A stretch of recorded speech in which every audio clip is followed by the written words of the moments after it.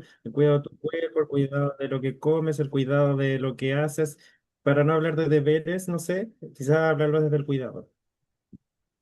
Ya, háblalos desde el cuidado, ya. Y bueno, y también, bueno, también decir de que las responsabilidades no excluyen tus derechos, ya porque muchas veces también en los colegios es como que ya, tú tienes derecho, pero tienes que cumplir con esta obligación, ya según los principios fundamentales de los derechos humanos, ¿cierto? Los derechos son intransferibles, ya no se pueden negociar, ya son así. Entonces, aunque el niño no cumpla con la obligación o la responsabilidad, eso no lo excluye de su derecho, ¿ya? Y bueno, y también ahora, lo positivo sí de la responsabilidad es que la idea que los estudiantes se hagan responsables también de esas decisiones.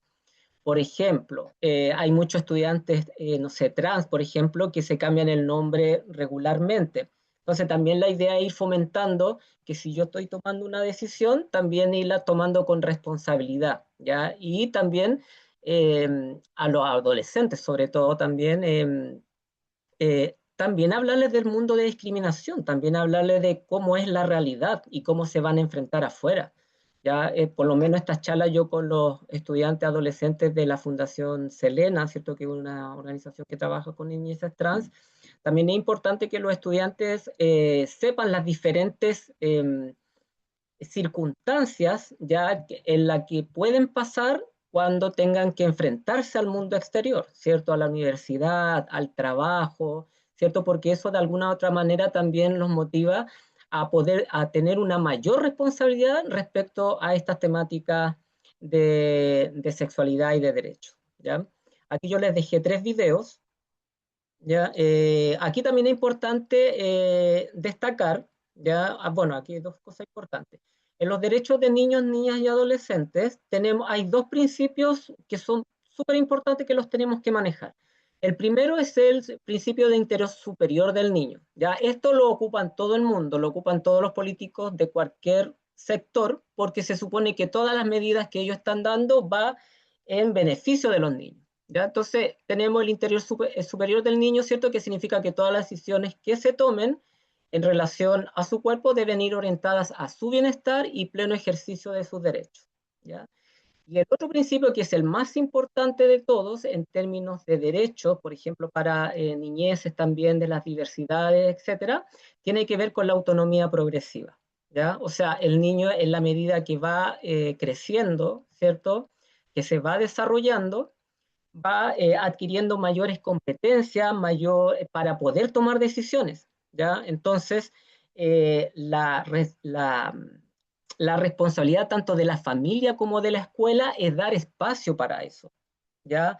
No estereotiparlo ni cerrarlo en ciertas cosas. Tenemos que abrir espacios de participación para que los estudiantes puedan indagar en ellos mismos, ¿ya?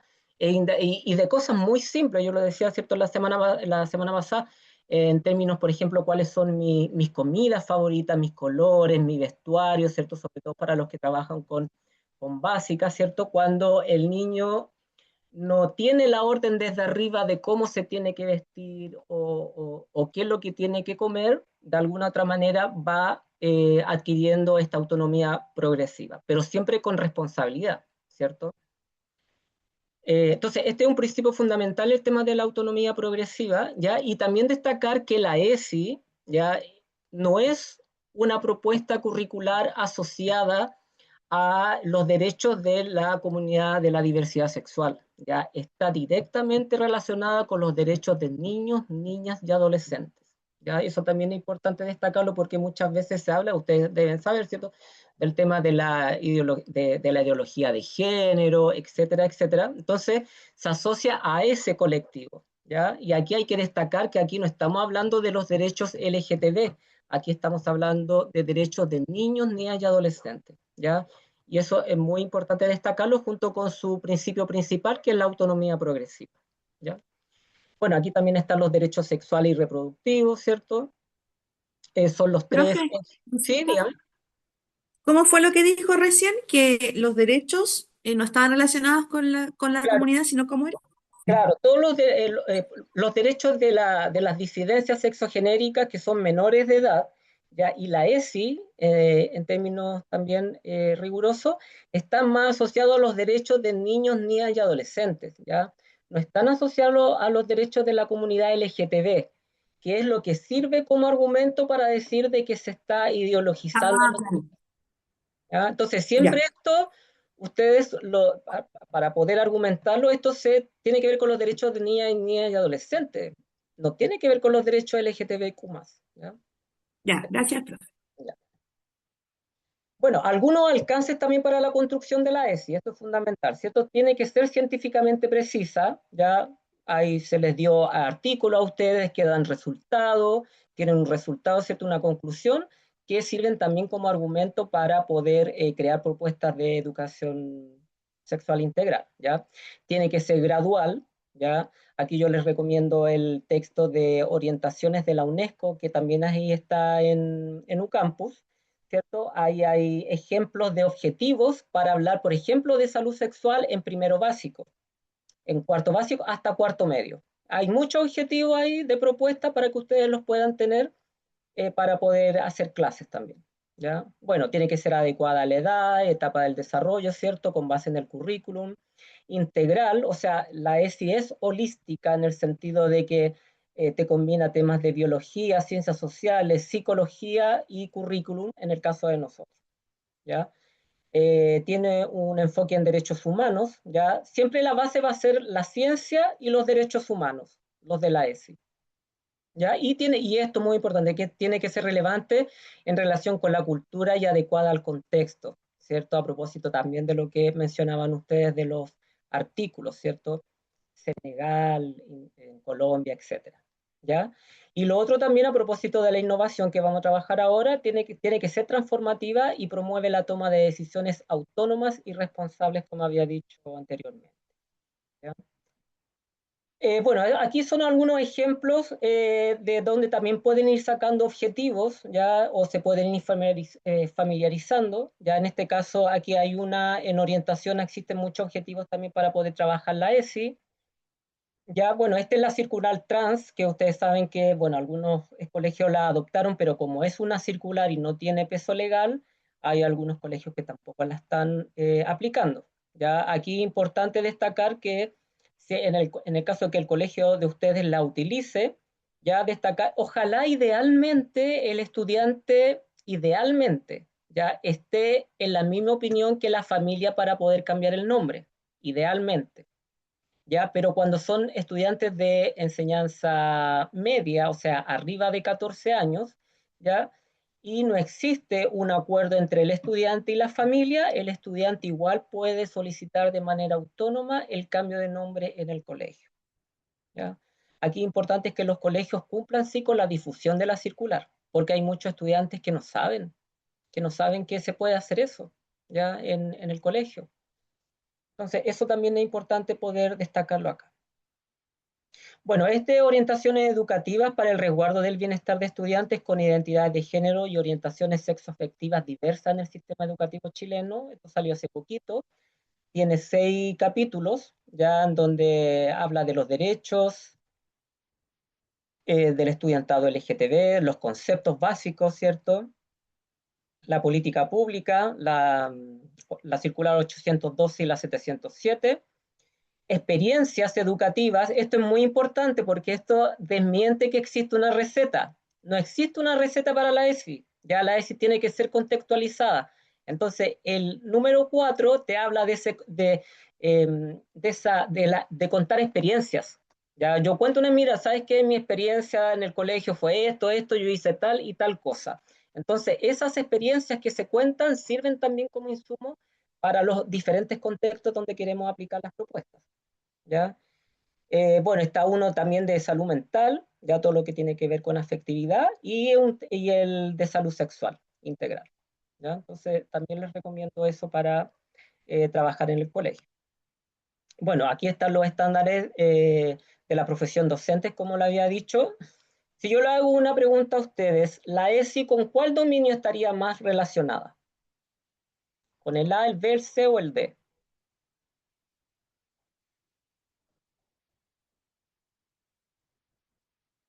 Yo creo que con el B.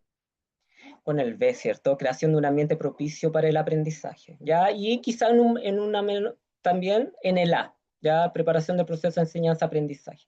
¿Ya? Entonces, los estándares de la profesión docente también tienen relación directa con los objetivos de la ESI. Estos son los indicadores de desarrollo personal y social, ya que es del la superintendencia, ¿ya? Entonces, aquí aparecen estos elementos que también hay que resguardarlos dentro del colegio. O sea, tenemos que resguardar la autoestima académica, tenemos que fomentar un clima de convivencia escolar, la participación, hábitos. Tenemos también que cuidar la asistencia, la retención escolar, la equidad de género y por último la titulación. ¿Ya? Aquí generalmente la ESI se relaciona con clima de convivencia escolar, ¿ya? Y quizá en una menor medida autoestima y participación, ¿ya? Pero bueno, y equidad de género también, ¿ya? Entonces, también es importante destacar que hay un respaldo, ¿ya? Un respaldo estatal del trabajo que han hecho gobiernos anteriores. Y este, que a mí me encanta, este texto, es de la UNESCO, ya como le digo, tiene un marco teórico bastante amplio y además te da ejemplos para Latinoamérica de poder trabajar desde primero básico hasta cuarto medio. ¿Ya? Entonces también les recomiendo esto. Entonces lo que vamos a ver ahora, innovación educativa, ya este es mi autor favorito. Entonces la idea es que ustedes también para fin de año puedan crear una propuesta relacionada con esto, ¿cierto? ¿Qué es lo que es innovación educativa? Según Carbonell, ¿cierto? Dice que es una serie de intervenciones, decisiones y procesos con cierto grado de intencionalidad, ¿ya? Tiene que haber una intención, una postura respecto a ciertas temáticas por parte del profesorado, ¿ya? Y sistematización que tratan de modificar actitudes, ideas, culturas, contenidos, modelos, prácticas pedagógicas, ¿cierto? Metodologías, etcétera. Cuando nosotros hacemos eso, podemos decir que, o cuando esa intención está dirigida a la transformación en cualquiera de estos ámbitos, podemos decir que es una propuesta de innovación educativa. ¿Ya? Entonces,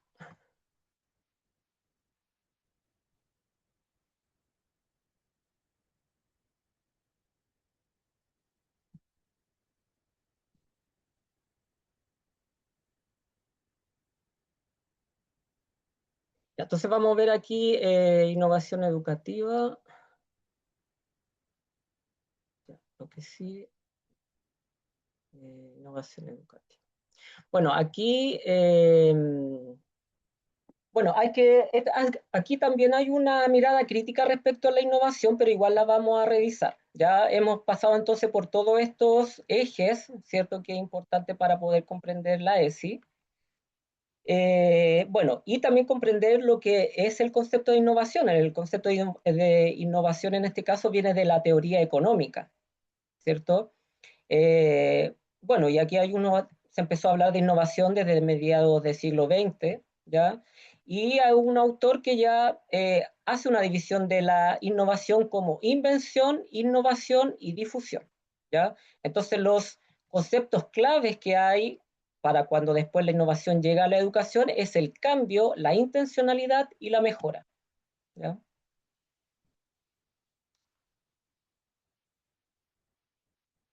Bueno, aquí como ustedes dicen, ¿cierto? Antes de llegar al aula, la teoría de la innovación ya había estudiado cómo se propagan y adoptan las novedades en una sociedad o organización, ¿ya? Entonces, aquí lo que dice este autor, ya que hay profesionales rezagados, después hay mayoría tardía, después hay mayoría temprana, después los adoptantes tempranos y por último habla de los realmente innovadores, ¿ya? Por supuesto, incorporando todo el análisis que ustedes también incorporaron en sus presentaciones respecto a innovación, ¿ya? Y aquí ya cuando pasa a la OCDE, digamos ya podemos decir que empieza a pasar este concepto de innovación a la educación, ¿no?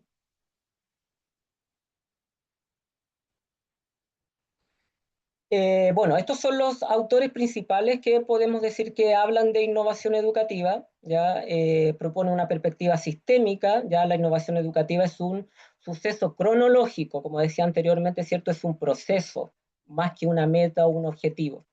ya que tiene que ver con el cambio de estrategias, actitudes, o sea, lo mismo que ustedes me estaban diciendo ahora, profe, tengamos una clase presencial, ¿cierto?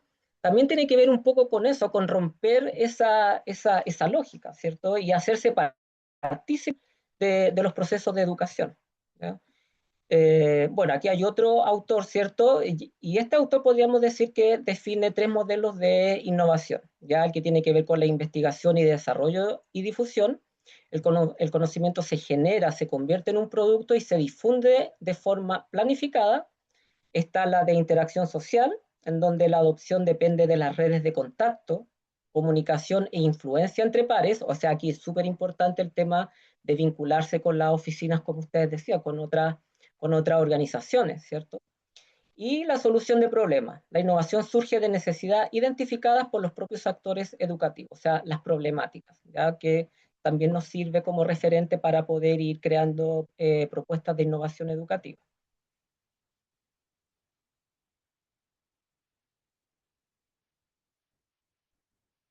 Ay, no. Se pegó de nuevo, creo.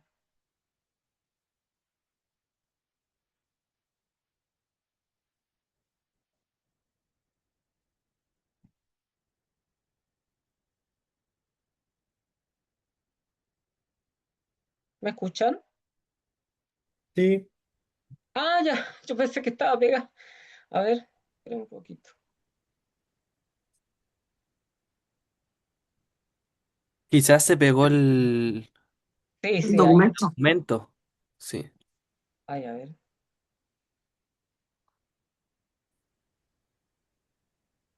A ver,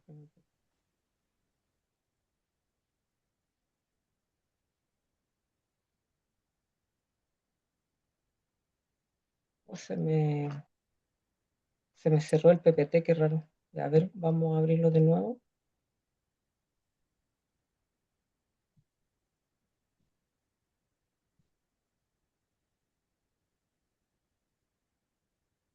¿No tendrá un virus su compu?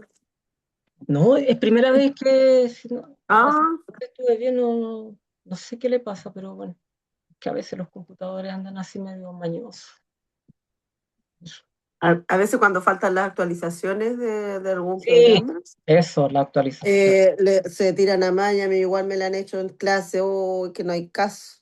¡Ay, qué sí, es terrible eso! Terrible, sí me. Ya aquí voy a compartir nuevamente.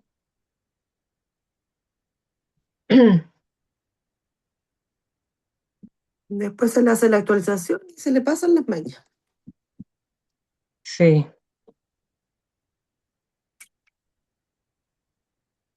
un poquito aquí que no.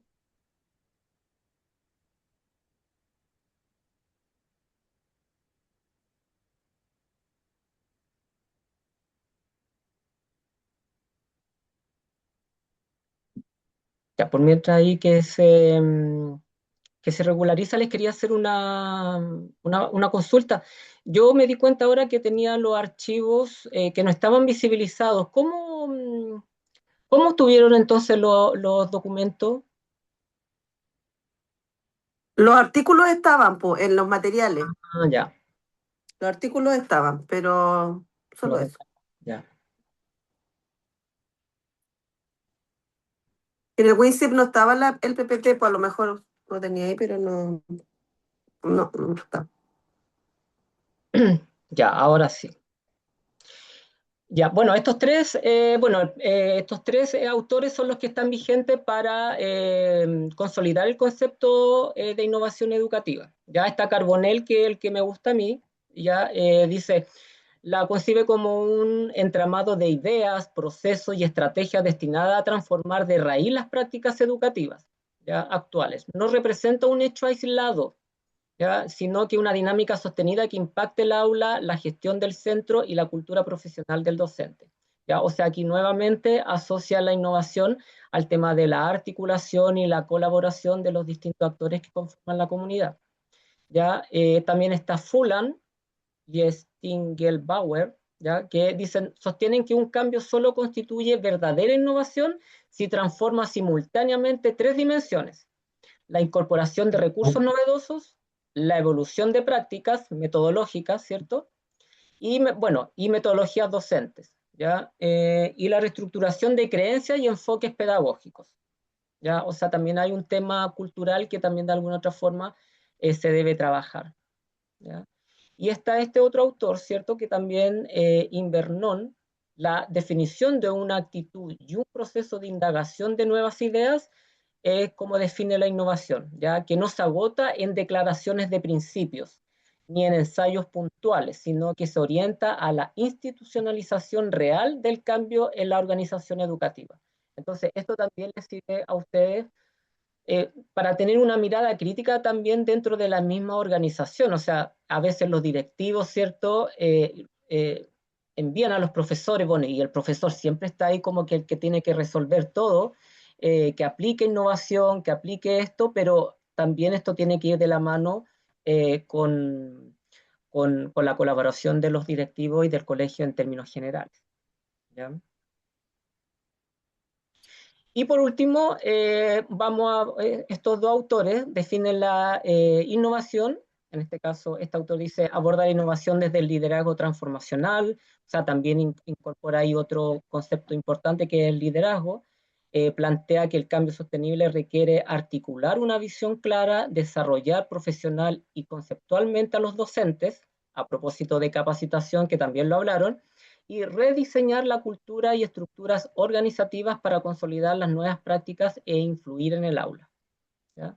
Mientras Fulan dice que la innovación, bueno, aborda la innovación analizando el proceso real de implementación curricular, o sea, tenemos que revisar el currículum, sostener que el cambio efectivo implica transformar multidimensionalmente 5 áreas claves, ¿ya? Los materiales, nuevamente habla de los materiales, didácticos, ¿cierto? La estructura escolar, las prácticas de enseñanza, las creencias pedagógicas y los roles o relaciones Hay interpersonales, muchos más. ¿ya? Bueno, aquí sirve mucho el tema de las habilidades blandas, ¿cierto? Sabemos que todo proceso de, no tan solamente de enseñanza, sino que también de negociación, es importante tener habilidades sociales blandas, ¿cierto? Buenas relaciones interpersonales, porque eso también siempre nos va a abrir la puerta para poder innovar y poder crear propuestas educativas acorde a nuestras realidades, ¿ya?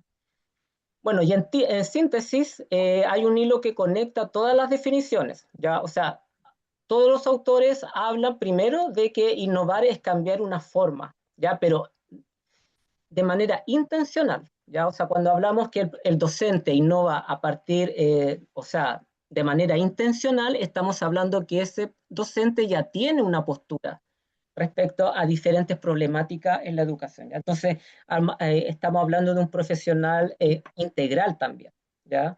Para poder crear innovación necesitamos profesionales integrales, ¿cierto? Por eso es que también ustedes hablaban de la importancia del currículo de la enseñanza superior, ¿cierto? Y de incorporar estas temáticas ahí para que nunca han tenido educación sexual en la enseñanza básica y solamente están evaluando un taller, claramente los resultados no van a ser los mismos en relación a otras realidades que tiene, digamos, o con un programa estándar. Ya hay que hacer un diagnóstico y los logros que nosotros podamos tener ahí en ese contexto situado, quizás no van a ser tan relevantes, como decía ahí el tema del cuello uterino, quizás vamos a lograr algunas cosas, pero otras cosas quizás no.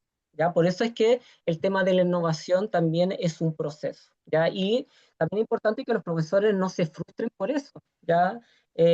Mientras haya un pequeño logro, se avanza en temas de inclusión e innovación, ¿ya? En el campo del pedagógico, ¿cierto? Esto significa que la innovación educativa no es un evento aislado ni un simple recurso nuevo, sino un proceso de transformación de prácticas, creencias y estructuras que involucran a toda la comunidad educativa, ¿ya? Entonces, eso, y bueno, y para cerrar, yo esto se lo voy a colocar hoy día en el UCampus. Aquí les dejé páginas de IA relacionadas con educación, ¿ya? Y con escuela. Entonces, esto de alguna otra manera también les sirve como recurso, quizás poder indaguenla, ¿ya? Indaguen estas páginas para ver en qué medida les pueden servir también a ustedes para poder mejorar sus prácticas, su metodología, ir variando, ¿cierto? y ir mostrando también este trabajo, visibilizándolo, ya no tan solamente a través del colegio, sino que también a través de las organizaciones.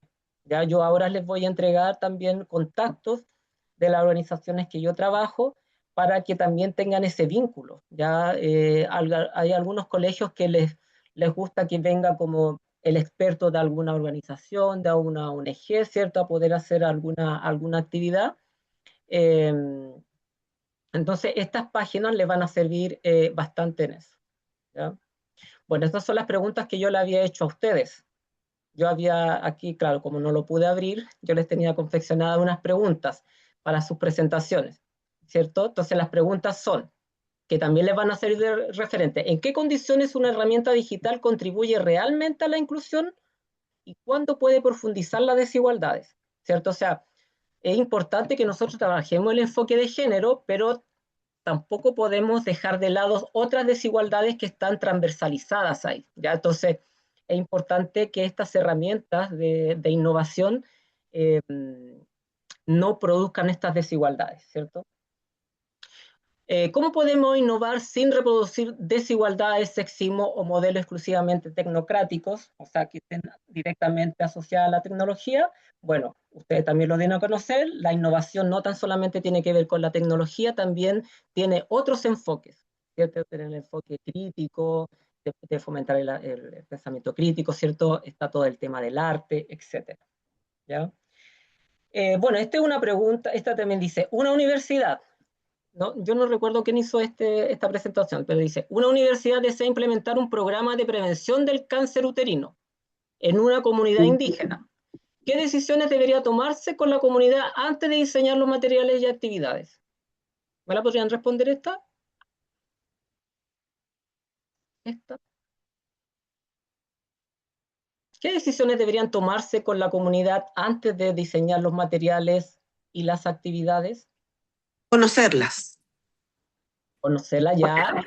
Conocerla. Esto era como un estudio de campo como el diagnóstico que menciona prof.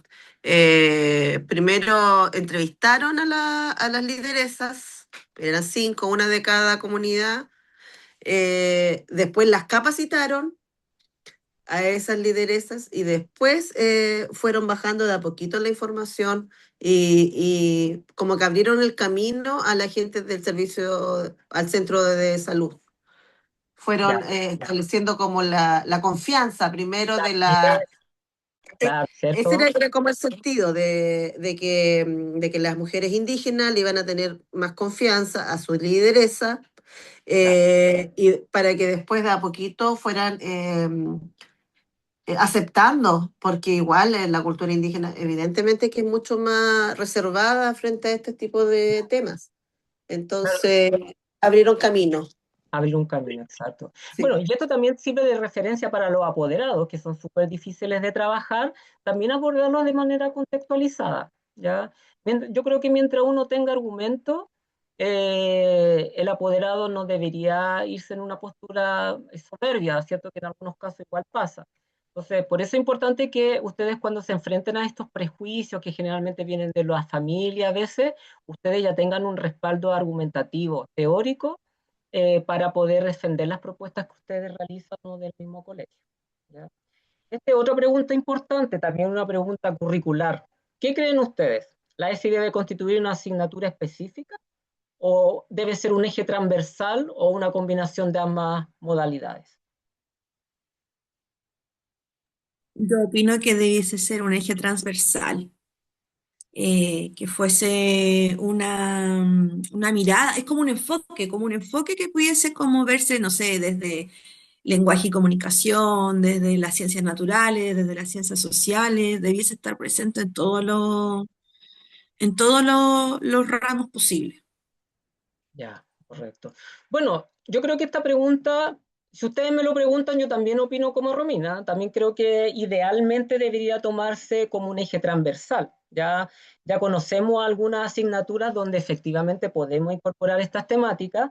Lo que pasa es que tenemos que desarrollarlas más todavía, ¿ya? Pero hay muchas iniciativas con respecto a eso. Ahora, el tema de la asignatura específica, sí, yo también creo que funciona cuando los colegios no saben o, digamos, nada respecto a estos temas. Quizá ahí podría ser interesante o para algunas situaciones específicas, ¿ya?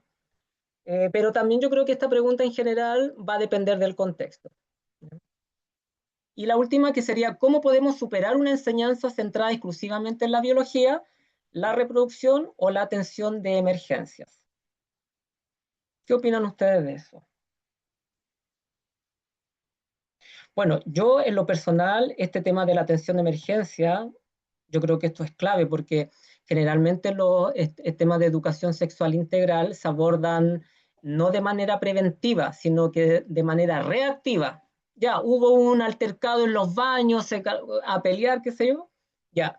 Entonces vamos a hacer un taller de ciberbullying. Entonces, eso tiene que ver con una reacción, con una reacción reactiva, ¿ya? Un enfoque reactivo ante las situaciones que tiene el colegio. Entonces, no es necesario que el colegio tenga problemáticas adentro, ¿ya? Mejor, incluso es mejor, porque así podemos implementar un plan de ESI preventivo, ¿cierto? Preventivo para todas estas problemáticas que ocurren en los establecimientos educacionales, ¿ya? Bueno, y lo exclusivamente en biología, ya, bueno, sabemos que este es un tema tradicional, ¿cierto? Con la ESI ya sabemos que tenemos que incorporar otras temáticas, considerar, ¿cierto? Todo el tema de las emociones, la teoría crítica, ¿cierto? Para poder trabajar la sexualidad de manera integral, entendiendo que las decisiones que nosotros tomamos respecto a nuestra sexualidad siempre nos van a determinar, ¿cierto? Si yo salgo o no salgo del closet, si me va a determinar la vida para bien o para mal. Si tengo embarazada a los 17, 18 años, ¿cierto? Eh, si bien puede ser una decisión planificada, también tienes que tener en cuenta o hacerte responsable de que esa decisión también, para bien o para mal, también te va a determinar la vida, ¿cierto? Entonces, considerando toda esa problemática, el tema del VIH hoy día, si bien no es una enfermedad que te mate, también te condena para siempre, digamos, para un tratamiento a través del sistema público de salud, que no es menor y que las personas seropositivas lo pasaron muy mal a propósito ahora en la pandemia del COVID, ya por lo mismo. Entonces, es importante hablar de todas estas temáticas y lo último también que ya vamos a terminar, eh, saltar las barreras del pudor, ¿cierto? Tratar de hablar del cuerpo, de la sexualidad con los nombres que corresponden, para todo existe un nombre, ¿cierto? Informarse un poco también a eso para poder abordar esas temáticas. Por ejemplo, como el sexo anal. El sexo anal hoy día no es una práctica que esté solamente o exclusivamente focalizada en población homosexual. Entonces, los chicos hoy día quieren hablar de placer, quieren hablar de prácticas y quieren saber si son riesgosas o no. Entonces, ahí el rol del profesor es muy importante porque puede despejar esas dudas desde una educación sexual integral respaldada, digamos, con evidencia científica. ¿Ya? Bueno, y eso sería, chicos, chicas. Ha sido un gusto conocerles, ¿ya? Y bueno, nos vamos a ver nuevamente en el proyecto final, cuando ya esté terminado el diplomado, y vamos a revisar esos trabajos entre Rosita y yo, ¿ya? Entonces, espero que estas 2 semanas le haya servido esto como insumo para poder crear las propuestas también, y por supuesto, lo más importante, para que les sirva a ustedes también en todo su desarrollo profesional y personal también, porque estas cosas no tan solamente se van a dar cuenta que uno las aplica en la escuela, uno aplica con la pareja, con los hijos, la familia, los amigos, con todo, ¿ya? Así que eso, ha sido un honor y nos vemos a fines del diplomado. No sé si quieren dar algunas palabras, comentarios. Me gustaría decir que un buen desafío nos está dejando, ¿ah? En el tema de la sexualidad. Mire que quiere que hablemos del sexo anal. No, o sea, con los adolescentes No, hay que abordarlo. O sea, sí. si tú me lo preguntas. No, no. Es que yo trabajo en escuela básica, entonces, pero los niños igual, no tan directamente como eso, pero sí, siempre están tirando como el anzuelo a ver si Eso, uno agarra y les da algo de información. Sí, claro, eso es. Claro, porque al fin y al cabo los estudiantes lo único que tienen como educación son los celulares y la pornografía, que la industria pornográfica ha subido mucho. Entonces, yo por eso creo que tenemos que los profesores saltar un poco ese pudor y teniendo en cuenta además que tenemos un respaldo científico también. Entonces, creo que también ahí hay que nosotros como seres sexuales también poder hacer nuestras preguntas y poder también hacer un análisis de nosotros. Ya yo hago mucho, me gusta mucho eso, de crear estos ambientes de confianza para que nosotros eh, también podamos aprender. Ya, o sea, el profesor no es ajeno a un tema de sexualidad. Entonces, eh, creo que ahí es importante poder, el desafío también para nosotros, de poder hablar esas cosas, porque ustedes saben que la sexualidad dura hasta adulto mayor, entonces esas cosas que uno puede sacar en la adultez eh, también te pueden ayudar o fomentar a un desarrollo integral de la persona. Yo he tenido talleres, ponte tú, con mujeres, secretarias, funcionarias, incluso de la UNCE, en donde en las mismas clases se van dando cuenta y van diciendo, ¿sabe qué, profe? Yo la primera vez que me casé tuve relaciones sexuales, fue un desastre, no tuve ningún tipo de placer. Entonces empieza toda una reflexión a partir de mis propias vivencias, que por lo demás también es una metodología, ¿cierto? Lo que, la metodología que existe una también para, a ver si les sirve de idea a ustedes, es que cada uno, cada persona relata una historia, ¿ya? Su historia de vida en términos sexuales y después otras personas la analizan, es anónimo. Entonces, esos ejercicios también sirven porque a partir de mi propia reflexión, de mi propia historia de vida, también sirven como instrumentos para poder enseñar educación sexual integral a otros que vienen más atrás. ¿Ya? Entonces, eso, Sara, ¿ya? Más desafío todavía. Gracias. Que les vaya muy Muchas bien gracias. y nos estaremos viendo pronto de nuevo, ¿ya? Muchas gracias por todo. Cariño, Gracias, profe, nos vemos. Chao, que Gracias. estén bien. Un Chao, beso. chao. Chao, chao, buenas noches.